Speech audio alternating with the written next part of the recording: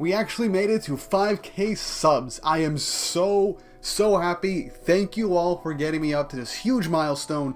It is just unbelievable to think that I managed to make it this far. I feel like I could have gotten here a bit faster if I didn't deal with all the copyright BS that's happened over the last 3 years when I had this channel, but I made it thanks to all of you who have been a part of this channel from the beginning or have joined throughout the channel's history, throughout all the different reviews and videos I've made on anime and manga, and I am incredibly happy to have more people here to help me out and to give me the bit of encouragement to keep making these videos. And that's why on my community tab and on my Twitter, or I should call it X now, I'm still going to call it Twitter, I don't care, I decided to do a Q&A, a real Q&A that I've been wanting to do for a while now. I wanted to do that for my 1K sub special, but no one gave me any questions, so I did that into something else.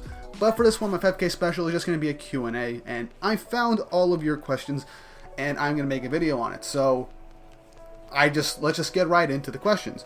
We'll start things off with my community tab, as those have the most questions. So let's go from top to bottom.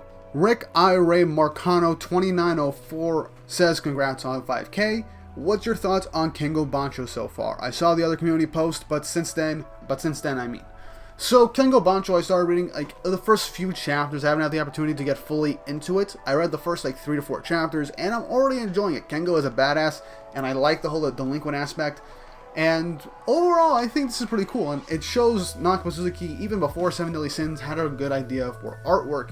Just a lot of the 2-page spreads that we saw with Kengo was just honestly badass, and when I finish that series, eventually, I will make a video on it, because I do feel like more people have to see some previous works from authors to see where they've gotten, how they've improved, and to compare how their writing styles have been. I think that Kengo Bancho might actually be a really good series, just based off the opening chapters alone.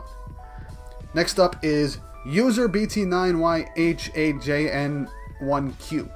Has 100 Years Quest improved or added on the problems of OG Fairy Tail overall? Will a good anime adaptation of 100 Years Quest improve the reputation of Fairy Tail? Finally, reasons why easy manga or anime didn't blow up like OG Fairy Tail.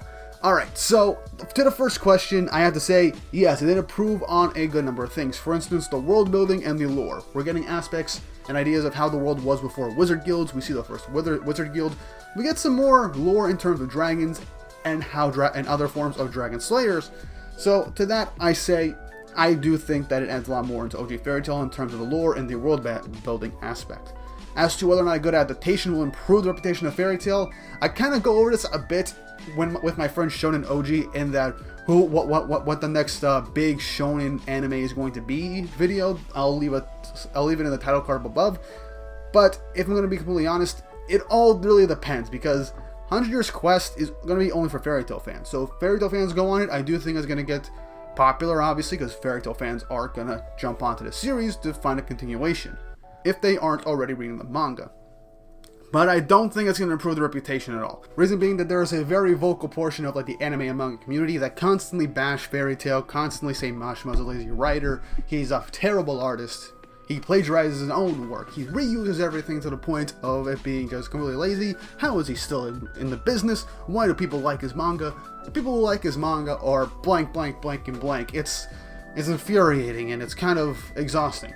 And the problem is a lot of these are perpetuated by larger creators that were disappointed in Fairy Tail or just flat out did not like the series once we got to the final arc. And here's the thing, a lot of Fairy Tail fans agree. The final arc was not good overall. There were some great standout moments, and the stuff with Zeref, I agree, and you can disagree with me on this, was good. And I think Zeref was a great villain overall. But it fumbled the ball with the final arc. And that kind of, made people very pissed off with Fairy Tail. Now, obviously, this also brought into the fact that Eden Zero didn't blow up. Because, well, it was made by Mashima. Once people saw the designs for Eden Zero, they were like, oh, it's just Fairy Tail in space. The exact same character models. Oh, now look, I could make an entire video on this subject in general, but a lot of manga have this similar looking art styles. A lot of times characters look almost identical to each other between series, so I'm not going to go fully into it. But I'll just say that idea that Mashima copies his own work is just, it's dumb. The guy likes referencing his own material, and he can reuse names and terms to be completely different things in his other series. So I don't linger on this question too much. No, I don't think it'll improve the popularity of Fairy Tail, because there's way too much Fairy Tail hate in the anime manga community, especially by bigger creators that honestly don't like Fairy Tail and will constantly tear down the series and fans in general and even laugh at them, not acknowledging any positives in the series whatsoever, and also projecting that onto Mashima's other works right now, so that no one gives them a shot. Aside from the Mashima hate, it's also the fact that Eden Zero was on Netflix, and it didn't really have the full season on there until almost a full year after the season had already finished. And now it's on Crunchyroll, and right now, for at least the first core of Season 2, they posted stuff on to their Crunchyroll page, which honestly got decent views, so I think more people are going to be more inclined to check Eden Zero out, but I don't think it's going to blow up. I'm sorry, it's something that I hate to say, even though Eden Zero is one of my all-time favorite manga right now. That's just the way it is, and it hurts me to say it. Unless some other big creators in the anime manga world make videos saying that Eden Zero and Mashima's other works are actually good, like they are, I doubt it's going to improve their reputation or blow up in any regard. But on to the next question. What anime that got prematurely cancelled would you say deserves to get another season or even a remake? Now, here's the thing. One thing.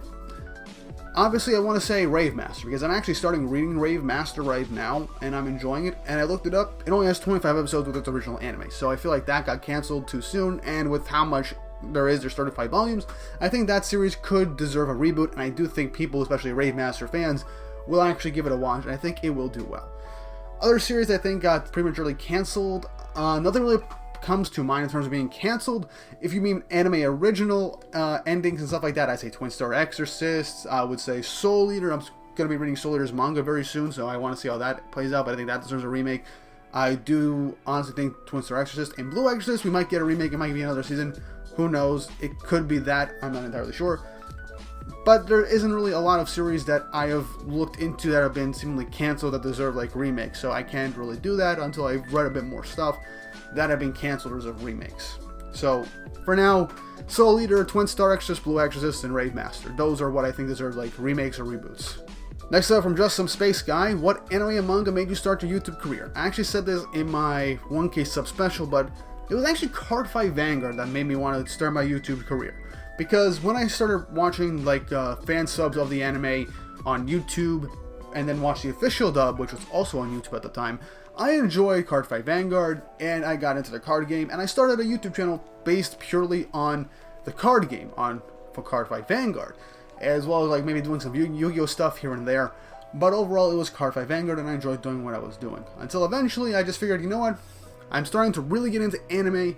Why don't I make anime content? And that's where I got this channel from. This channel started off more as just like me doing whatever I want with comics, movies, and some anime and manga stuff.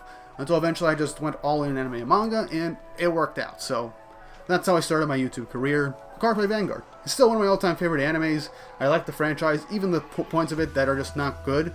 I still enjoy it. It holds a special place in my heart, and I will talk about it to no end whenever I get the chance to.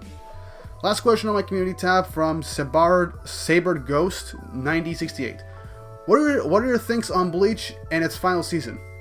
I love Bleach. I'm not gonna I made videos on Bleach's 1000-Year Blood War arc before, like when the first part came out, and honestly, I really do enjoy the 1000-Year Blood War arc so far. I'm leaving a few episodes on hold so I can download and watch them on the plane ride to Greece, but from what I've seen, it all looks amazing, and I've only read the manga up to where this part is seemingly supposed to end off, so I'm very hyped to see what happens next, and I'm honestly happy with it. I made a video on Bleach's first part of 1000-Year Blood War, and I think it's got nowhere else to go but up.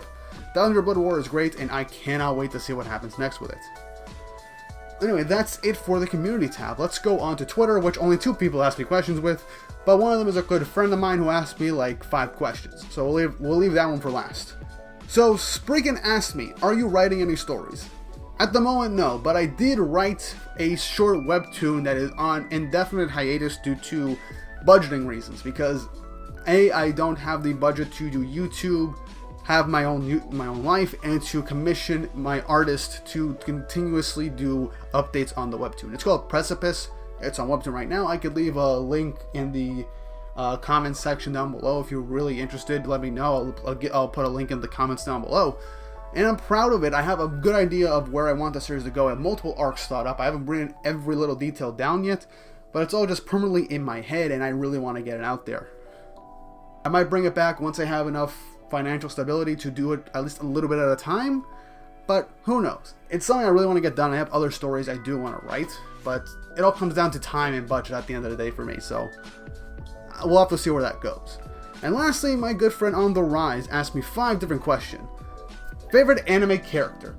I have a lot of favorite anime characters, but for right now, I am going to have to say, right now, Luffy, due to everything going on in One Piece right now. I love Luffy, and Gear 5 just happened in the anime, so I don't have to really worry about like the spoiler stuff when it comes to talking about it. So right now it's just Luffy. Any other character, I'd say maybe Escanor, or maybe Kakashi, Ichigo. There's a whole bunch of characters that I really do enjoy, but right now, it's Luffy at the moment. So that's more recency bias at the moment for me. But I might have to do a whole top 10 of my favorite anime characters at some point. Why did you start your channel? Well, it goes back to the other question of how I started my YouTube career. I really like talking about anime and manga, and I just figured, I see all these other anime YouTubers do it. I doubt anything's gonna come from it, but I just want a way to talk about it, and I like making videos, so why not start it? And it worked out. Biggest YouTube inspirations. I want to make it to 1 million subscribers before I turn 30. Oh man, that is a big ask, but no, biggest YouTube inspirations. I want to do more collabs. I want to go to more conventions and do like convention type videos. I want to meet some other YouTube friends in real life whenever I get the chance, whether it be at conventions or just to go visit them whenever I have like the free time. It'd just be really nice to see a lot of my other friends that I've met through YouTube and on Twitter that are other creators like myself. It'd just be nice. You all seem like really great people, and I really do want to meet you all in person. Any big projects you would love to do in the future? I actually want to get back into doing like blind manga reviews. I tried that with Magi, but at the end of the day, I ended up not doing it, and I ended up reading it on my own because I had no real attention span to just sit down and just make reviews of each individual arc. That, and I didn't have like time to do that, plus my other content I make on the channel. But now I do want to make more blind content for Manga. I want to make reviews for D. Gray Man, Shaman King, Soul Eater. I want to do retrospective reviews of Fairy Tail, Seven Deadly Sins, maybe One Piece, just to do that in the future for all I know. I want to go back and do retrospective videos on series that I like, and I want to make just full-on blind review series, similar to like Totally Not Mark's doing with all of his other series right now, like on some of the manga that I'm collecting right now and want to read, but I want to make videos on them as well. And I just do big character deep dives into why certain characters are good characters, or why a villain is such a good villain. But at the end of the day, it all comes down to timing, so we'll see how things go in the future if I get any of these things done. I also want to do more what if videos because like, they try doing what ifs in the future, and I do have like Ben 10 what if with him being in the MCU that I chose not to delete because those got the most views on my channel before I started doing anime and manga content, so yeah. But yeah, those are like this big project I do want to do. And last question, favorite AnyTuber, and why is it me? Well, RJ, since you ask, it's cause you're funny. It's cause you bring up stuff that I honestly never think of, or if there's anything else, you're not afraid to say things that are either completely correct or things that I might disagree with, and I respect everything about you, honestly. Also, you're a One Piece fan, you like the Toaru verse, and you are a Fate addict that I just want to give a big hug to say it's okay. Just because you won't get Ishtar anytime in the future, it doesn't mean that you have to keep playing this game. Love you, man. But yeah, that's my Q&A for my 5K sub special. Hope you guys enjoyed me rambling and answering questions to the best of my abilities. Obviously, no scripted material for this, so just went off with everything from the top of my head in one single recording, so let's hope this does well. Honestly, I don't expect this video to do well at all. This is literally just from me to you guys, so I hope you all enjoyed. And let's get to 10K subs before the end of the year. Here's hoping we actually make it to that milestone. With all that's said and done, I hope you guys enjoyed, and I hope you all have an awesome day. See you back here for the 10K subs special.